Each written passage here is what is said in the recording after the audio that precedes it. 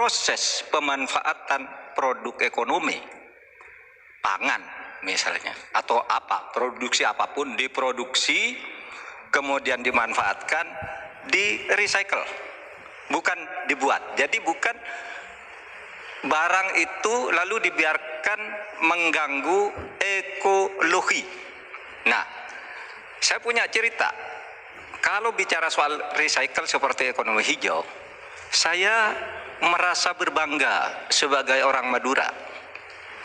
Karena orang Madura itu yang pertama dulu mempelopori ekonomi hijau, ekonomi sirkuler, di mana orang Madura itu tuh yang memunguti sampah-sampah, menguti plastik-plastik lalu diolah.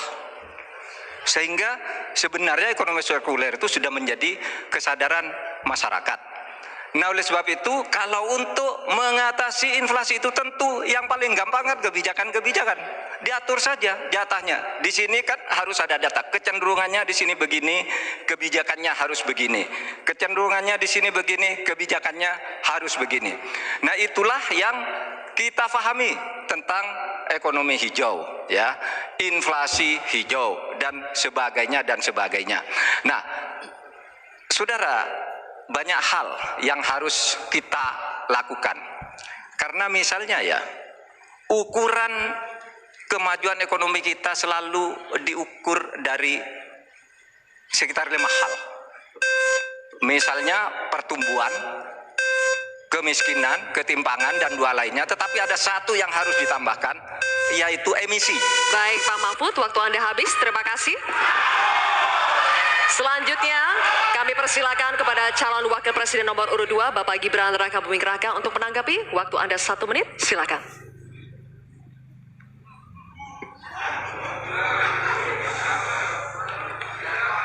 Saya lagi nyari jawabannya Prof. Mahfud. Saya nyari-nyari di mana ini jawabannya. Kok nggak ketemu jawabannya. Saya tanya masalah inflasi hijau kok malah menjelaskan ekonomi hijau. Prof. Mahfud, yang namanya greenflation atau inflasi hijau itu ya kita kasih contoh yang simpel aja. Demo rompi kuning di Perancis.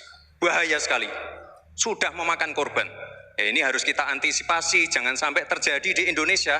Kita belajar dari negara maju. Negara maju aja masih ada tantangan-tantangannya. Intinya transisi menuju energi hijau itu harus super hati-hati. Jangan sampai malah membebankan R&D yang mahal, proses transisi yang mahal ini kepada masyarakat, pada rakyat kecil. Itu maksud saya inflasi hijau, Prof. Mahfud. Terima kasih. Masih ada waktu Pak Gibran? Cukup? Baik. Terima kasih. Kita lanjutkan dulu. Nanti akan ada waktunya untuk memberikan support. Kita lanjutkan dulu, Bapak Ibu. Terima kasih. Kita teruskan ya. Kami persilakan calon wakil presiden nomor urut 3 Bapak Mahfud MD untuk merespon tanggapan dari Bapak Gibran Rakabuming Raka. Waktu Bapak 1 menit dimulai ketika Bapak berbicara. Silakan. Saya juga ingin mencari itu jawabannya ngawur juga itu. Gila ini. Ngarang-ngarang ndak karuan, mengkaitkan dengan sesuatu yang tidak ada, gitu ya. Begini loh, kalau akademis itu gampangnya kalau bertanya yang kayak gitu-gitu tuh recehan, gitu. Recehan. Oleh sebab itu tidak layak dijawab menurut saya. Dan oleh sebab itu saya kembalikan saja ke moderator. Ini tidak layak dijawab pertanyaan kayak gini. Tidak ada ini jawabannya. Terima kasih. Cukup buat Pak Mahfud? Masih ada waktu Bapak? Saya kembalikan. Cukup ya? Baik. Saya kembalikan. Tidak ada gunanya menjawab. Ya. Baik. Bapak Ibu, demikianlah tadi interaksi saling jawab antara calon wakil presiden nomor urut 2 dengan calon wakil presiden nomor urut 3. Terima kasih. Baik, Bapak Ibu, kita lanjutkan ya sesinya. Kita selesaikan dulu. Kali ini giliran calon wakil presiden nomor urut 3 dan nomor urut 1 untuk saling bertanya jawab. Diawali dengan calon wakil presiden nomor urut 3, Bapak Mahfud MD. Untuk bertanya kepada cawapres nomor urut 1, Bapak Muhaimin Iskandar. Waktunya 1 menit, Pak Mahfud, dimulai dari saat Bapak berbicara. Silakan. Ya, Pak Muhaimin, calon wakil presiden yang terhormat. pada tahun 2014 kita berada di posisi yang berbeda. Saya menjadi ketua timnya Pak Prabowo, Pak Muhaimin di timnya Pak Jokowi waktu itu. Ada pertanyaan dari Pak Jokowi pada tanggal 5 Juli 2014 kepada Pak Prabowo. Pertanyaannya begini, Pak Prabowo, saat ini kita dihadapkan dengan bencana ekologis yang salah satunya disebabkan oleh kerusakan hutan. Laju penggundulan hutan di negara kita tertinggi di dunia. Nah, saat ini situasinya sama dengan tahun 2014 seperti yang kita diskusikan sejak tadi. Apakah Pak Muhaimin setuju bahwa kita telah gagal menghentikan kerusakan hutan dan juga food estate sesuai dengan penilaian Walhi dan Greenpeace?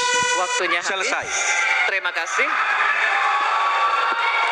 Kami persilakan calon wakil presiden nomor urut 1 Bapak Muhaimin Iskandar untuk menjawab. Waktunya 2 menit dimulai saat Bapak berbicara. Silakan. Yang patut untuk bisa menjadi alat ukur adalah bahwa dari seluruh rencana mengurangi deforestasi itu adalah berapa prestasi untuk melakukan penghijauan atau reforestasi. Sampai hari ini saya setuju dengan Pak Mahfud, tidak ada keseriusan dan kesungguhan untuk itu. Bahkan mau menyediakan pangan nasional saja, kenapa tidak melibatkan petani? Malah juga melakukan penggundulan hutan dan gagal lagi. Karena apa? Karena tidak melibatkan masyarakat adat setempat, juga tidak melibatkan para petani, bahkan merusak keanekaragaman hayati kita. Sehingga menurut saya ini soal keberpihakan Pak Mahfud, keberpihakan kepada pembangunan yang berbasis keberlanjutan, di mana kita tidak akan main-main dengan soal ini. Ini soal nasib generasi. Prinsipnya satu, keadilan. Keadilan ekologi harus nomor 1. Jangan pernah membiarkan keadilan ekologi ini tidak terlaksanakan dengan baik. Yang kedua, keadilan iklim. Yang ketiga, keadilan antar generasi. Komitmen keadilan ini termasuk komitmen keadilan agraria, keadilan sosial, nggak dijalankan sama sekali karena memang apa? Tidak ada komitmen dan kesungguhan. Konstitusi sudah ada, anggaran juga punya, kemudian undang-undang juga banyak. Sekali lagi, komitmen dan kemauan sungguh serta tidak abai terhadap tugas dan tanggung jawab sebagai pemerintah. Oleh karena itu nanti kalau amin dipercaya, insya Allah yang paling pokok adalah kesungguhan, komitmen untuk melaksanakan konstitusi dengan sungguh-sungguh, berpihak kepada rakyat dan lingkungan, bukan berpihak kepada investor ataupun pengusaha. Waktunya masih cukup, Pak Muhaimin. Baik.